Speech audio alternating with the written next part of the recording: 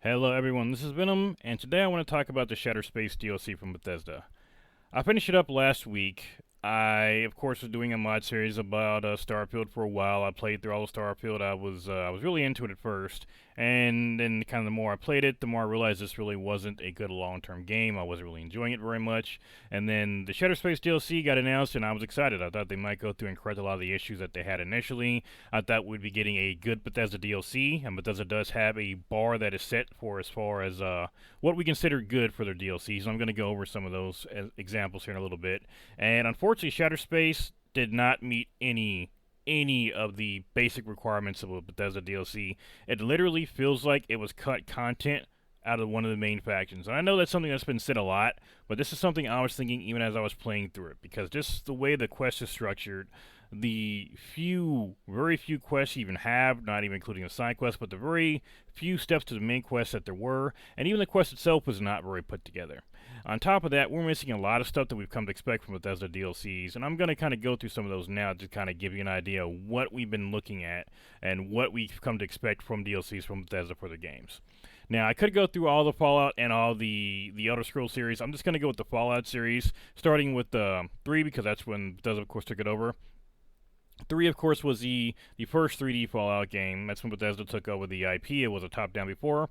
And the 3 DLCs that came out for Fallout 3 were, first off, I'm sorry, I'm looking at New Vegas. First off, and keep in mind, it's been a while since I played Fallout 3. I should probably go back and play it again at some point. But first off, we got Operation Anchorage. Now, this was a DLC where you actually went back in time. It was a simulator, but you actually went back in time. You got to, do the Anchorage fight, the famous fight in Fallout.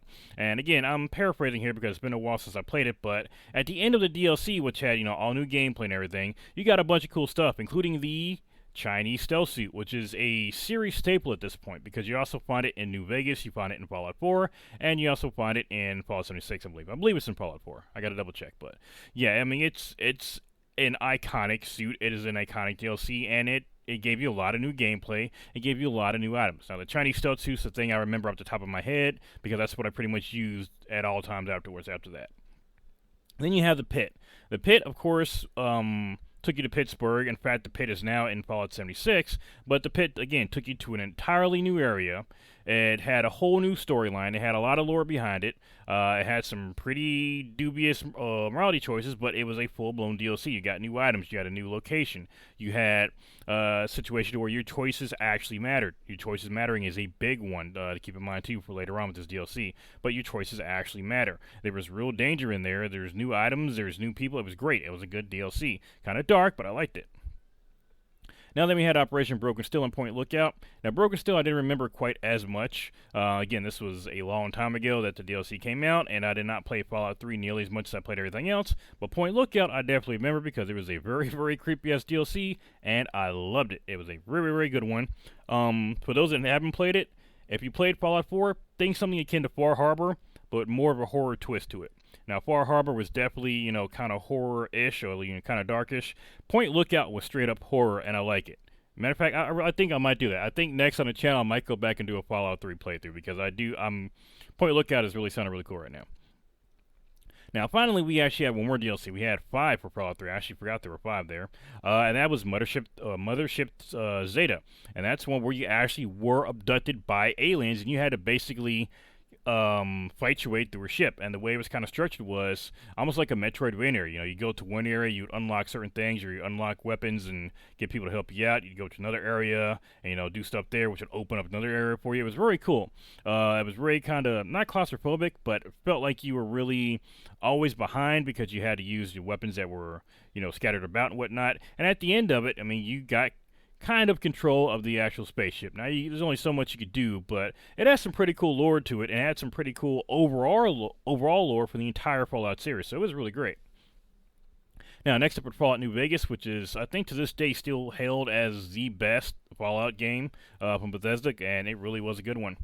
With Dead Money, we got some extreme lore going to Sierra Madre, which was a one-shot area. It was an area that you couldn't just go back to and return. You had to do everything in one shot. And we got to basically find out about Ezekiel, a Brotherhood of Steel member, and we got to start seeing some lore that pretty much went through all the DLCs for Fallout New Vegas. It was really cool. It was basically a heist. And again, you got new lore, you got new location, you got new weapons, new armor. It was amazing. And at the end, if you did everything right, you can get a ton of riches. It was hard to pull off, but you could. I'm not gonna. Well, it's an old enough game. I don't think I'm spoiling anything. But if you were good, you could sneak out of the Sierra Madre with all the gold bars and everything, and you can make a lot off of that. After that, we had Honest Hearts, which was pretty much kind of a one-shot. It had some lore in there still, too. It actually tied back into the main game. But again, a whole new area, a whole new set of weapons, or not a huge set, but you got the new throwing weapons, you got new pistols, you got new armor, you got, again, more not more DLC, more lore. And the area itself was totally different from what you'd seen anywhere else in Fallout New Vegas. I mean, it was amazing. Next up, probably my favorite of the DLCs ever was Old World Blues. Basically, getting abducted and having your brain dissected, and yeah, basically having to get your brain back. Like, you go through this entire area, try to get your brain back with these damn robots. Again, the Chinese stealth suit comes into play. It wasn't actually a Chinese stealth suit; it was a different variation, but this one was an upgraded one that you could actually upgrade by doing, little side quests. It was great. Again, more new weapons. You got more lore, including how some of the creatures in Fallout New Vegas actually got to be, out in New Vegas. You got to be with Think Tank. You got to talk to all these crazy-ass scientists who are basically brains in jars at this point. And again, depending on the choices you make, depending on how the entire DLC went. And then finally, Lonesome Road. I swear, there's never been a Fallout DLC that depressed me as much as Lonesome Road. It was amazing, but the entire time you play Lonesome Road, especially knowing all the lore, it's just depressing as hell. It was great. I loved it. Don't get me wrong. I loved it. But you go into Lonesome Road, and the second you get in there, you do feel lonely. Like, even if you've got somebody with you, no matter what, you feel like you are alone. It is a huge area. Not just the area you play in, but when you're looking around, you can see all the area around you. Like, you can see for miles and miles. Granted, you can't actually go that far, but you can see for miles and miles, and you're like trudging through these giant broken down buildings, and you're going on this highway, and it's just miles and miles you can see around you, and you feel so alone when you're doing it. And you get to find out that you yourself, kind of had a part to play in what happened to that area and the destruction that happened. So it was really good. Huge lore tie-ins, tons of new weapons and armor again, and some additional, you can basically change the world. Some additional changes you can make to the main story, or the, how ways you can affect the main world from that DLC, which is, again, something that a lot of these DLCs do. They let you affect the main world and the main story. Now, Fallout 4 is where the Fallout DLCs really kind of started to have some issues. So, the first DLC that came out for Fallout 4 was Automaton. Now, it was a fairly short DLC, but it did have a really cool mechanic where you could create your own robots. So, to me, that was kind of a trade-off. The story itself was kind of short, but it did change the landscape from then on. Once you activated the DLC, robots can basically be out and about and attack you. I mean, you can find robots attacking people or attacking creatures, or even you out in the wasteland. You can get different parts to drop from them, so it was pretty cool. And of course, you could build your own robots. You can build your own robots at settlements to do whatever you wanted to. You could use them to connect all your different settlements. So to me, I liked it a lot. Now, the next DLC is the one that really, and it was a series of DLCs, by the way, and that was the Wasteland Workshops. Now, the Wasteland Workshops were basically just a bunch of, well, they weren't all called workshops, but yeah, they were. We had the Wasteland Workshop, we had the Contraptions Workshop, we had the Vault Tech Workshop, which is a little bit better than the others. And all they were essentially DLCs that gave you more stuff to build in your camps. Now, the Vault Tech Workshop was a bit different. That one let you make your own vault, and it did have a bit of a quest storyline to it. It was okay. The vault was all right, but it was still useless if you really didn't want to get into making workshops or making settlements. Now, past that, other than that, the only other real DLC for Fallout 4 was Far Harbor. And you notice in Fallout 3 we had 5 DLCs, in New Vegas we had 4, but for Fallout 4 we only had 2 real DLCs. We had the Automatron, and we had Far Harbor. Again, the workshops, I mean, those were workshops. Those were basically just items to build with. They weren't really DLCs. Yes, again, you could do some stuff with Vault-Tec, but really, that's about it. And I'm sorry, Nuka World was the third one. There were 3. Nuka World was the other one. So technically speaking, we had over 4, but we don't really count the workshops for one. Automatron, it felt like a half DLC. So really, I'd say 2.5 DLCs. We had Nuka World was a full-size one, Pearl Harbor was a full-size one, and Automatron was a half one. Now, Pearl Harbor was another one that is in the running for one of the best DLCs ever, and that was another one that was, really spooky. Now, again, depending on who you brought with you, including your companions like Nick Valentine, there would be different things that can happen. There can be different story beats that happen, different dialogue options. You can hear about stuff specific to your companion. It's not just generic, and the people around would actually react to your companion as well. Again, depending on the choices you make, there would be severely different things that happen, and you could affect what happened on Pearl Harbor in huge ways. So depending on what you did in the main story, you could affect Pearl Harbor and vice versa. So it was a really good one. Now, Nuka World, I'm going to be completely honest with you. I hate Nuka World. I hate it for the simple fact that it forces you to be the bad guy if you want to get everything out of there. Now, for those who don't know, Nuka World, you basically have to play as a raider. That's what they make you do. You basically get captured, you make your way through, and you become a raider boss. You become the raider boss. Now, you can just go through and kill everybody, but it locks you out of a lot of stuff. You don't get all the cool weapons and stuff. You can still get, like, the cool power armors. You can still get some of the stuff, but you can't get everything, unfortunately, which is really dumb. Your choices... You can't make the choice to just kill everybody and still get everything, which is fine. I mean, the choices you make in Fallout games typically... are going to lock you out of certain items or certain armors and whatever. Depending on the choices you make, that's fine.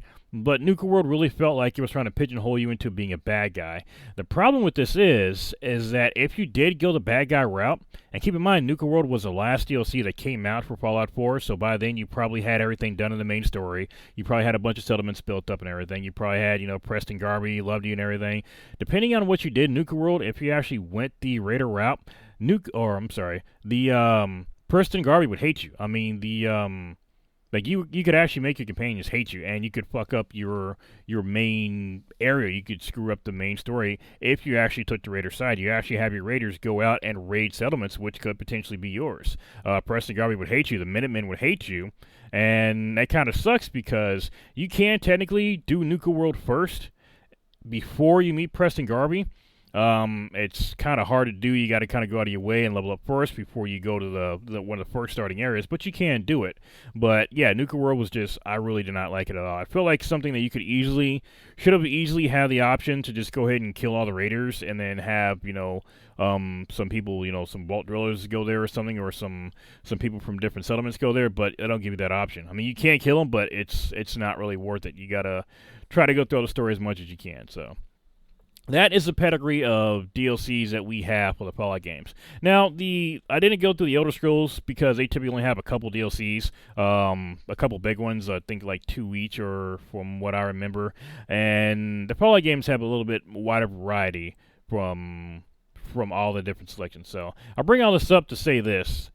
Starfield, the Shattered Space DLC, did not have most of what you would expect from a Bethesda DLC, specifically from what you would find in Fallout 4. And let's face it, yes, Starfield is a new IP. The fact of the matter is, it's a Bethesda formula in space. And the Bethesda formula is you've got your main story, you've got some faction quests you can do, you may have a bunch of side quests, some may be roaming quests, some might be ones you could find, there'll be a bunch of caves and whatnot, and then you're going to have a bunch of DLCs that should also affect the main story too and kind of change the game fundamentally. Now, so far we've only got the one DLC for Starfield, and that's Shattered Space, and it doesn't do any of that.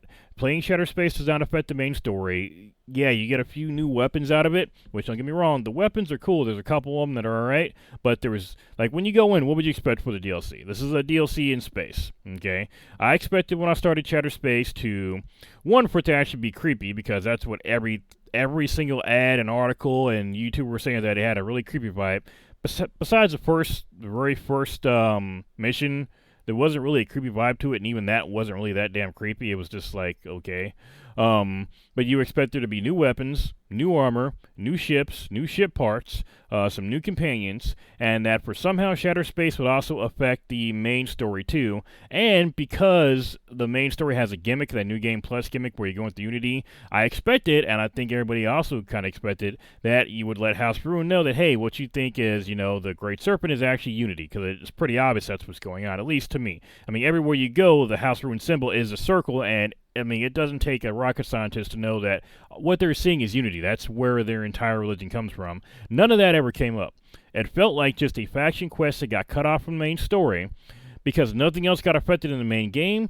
You don't really have that many dialogue options. Even the companion you have, who is actually from House Rune, did not have that much dialogue when you actually went. Like, nothing seemed to change as far as having Andrea there. Like, it seemed like no matter who you have there, you'd have the same options. Like, she had like a couple comments, and that was it. Like, this is House of Ruin. These are some very isolationist people. You would think that she would know a little bit more what's going on, and she would have more to say, and there was nothing. And what also kind of struck me as odd is that House Rune really didn't seem that much different from most of the other factions. In fact, for some people who are supposed to be some pretty hardcore zealots, they got very strict rules. Everyone must serve. Everyone, has to follow the rules. Most of what I had to clean up in the missions was people that were basically going against that. I mean, we had one house that basically had zealots that were working for them, which, again, obviously is, bad. And, of course, they had them under their employ, and they turned on them, which, would be obvious. You would think that you could turn them in for that, and you can't even do that, even though they are, a detriment to their own house. There's another one who is basically, from what I could tell, they were basically the security force for House Barone, and they wouldn't give out some basic codes. Like, this is a spoiler alert, so I'm sorry. This is going to be a spoiler alert for Shattered Space. But one of the missions is you have to go to this house, and you need to get, all they got to do is give you some codes so you can tap into the power grid. That's it. Well, the head honcho doesn't want to do it because his son has run off, and he wants him to track him down because it makes him look bad, and he doesn't want to give out codes until his house is over. Like, it's really stupid for somebody who keeps going on and on about, we have to follow the rules and whatnot. He's kind of ignoring the basic rules of House of Ruin. You need to help out, and you're holding up, saving everybody, saving your leader, potentially saving all your friends and your family, because you're having a little issue with your son or because your ego's in control. Like, it didn't write well. Now, the last house you actually do something for, he doesn't want anything for you. He just says, hey, you might find some information here. And that was probably the most interesting quest out of all of them. The one who didn't have some kind of issue was the guy that just got tossed in as a leader here out of the blue. And was like, hey, go here. There's some information that you might want to see. And that's where we found out all the lore of what's going on in this DLC.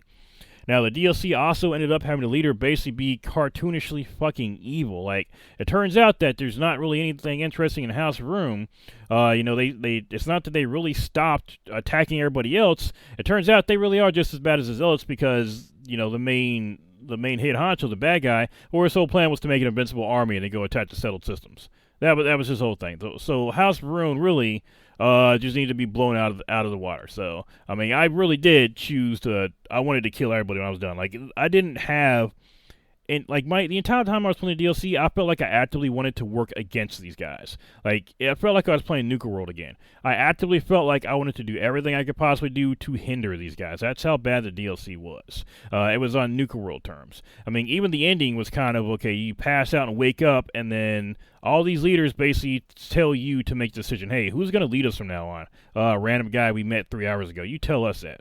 Now, Bethesda games are a bit notorious for that, but it felt really abrupt at the end of this DLC. Like, really, really abrupt. So, unfortunately, Shattered Space didn't really address any of the issues in the main story for Starfield.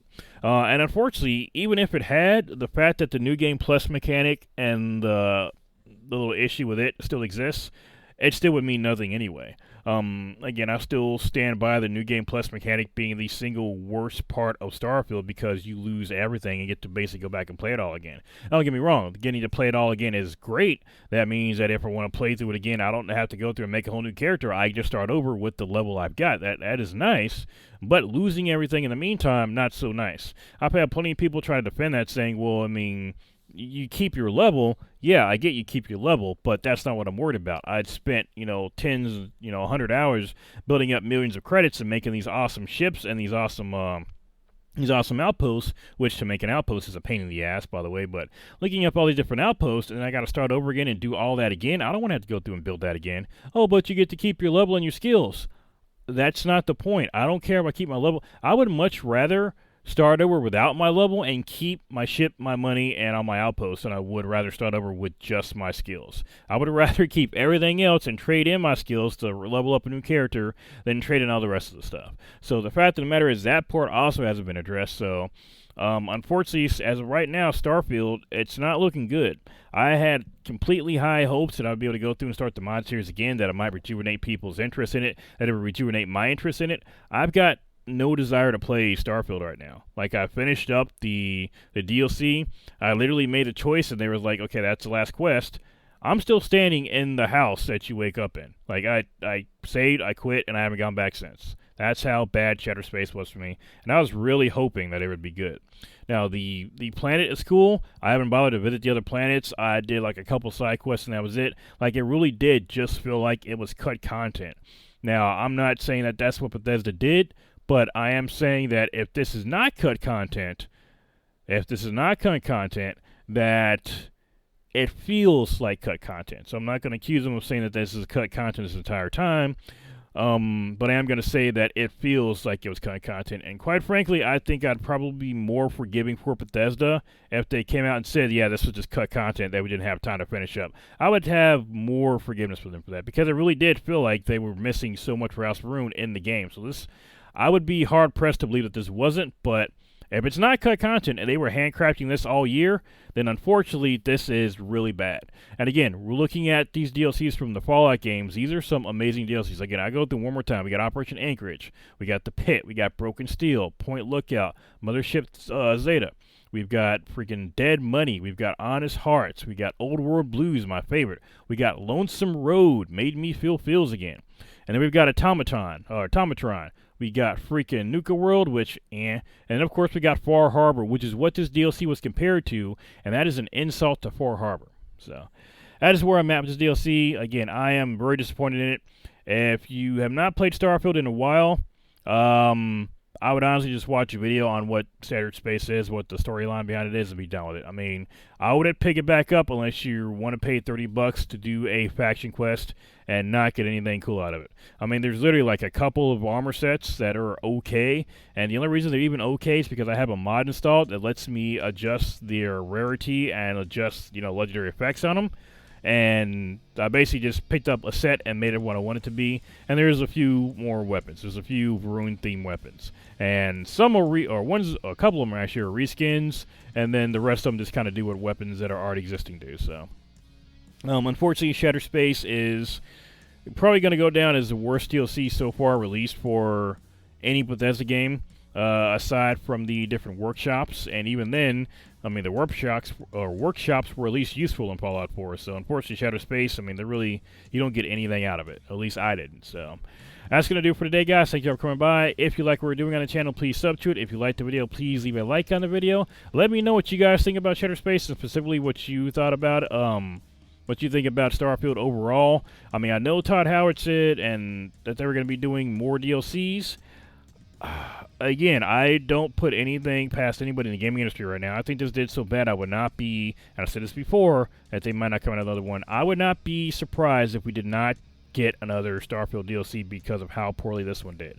They're going to have to basically redesign and rejigger the game from the ground up to get people interested in playing, and I don't think it's possible with this IP right now. They have to come out with a Starfield 2, and I don't think people are going to really want to play Starfield 2, considering how Starfield 1 went. So, that's going to do it for today, guys. Thank you all for coming by, and I will see you all in the next video.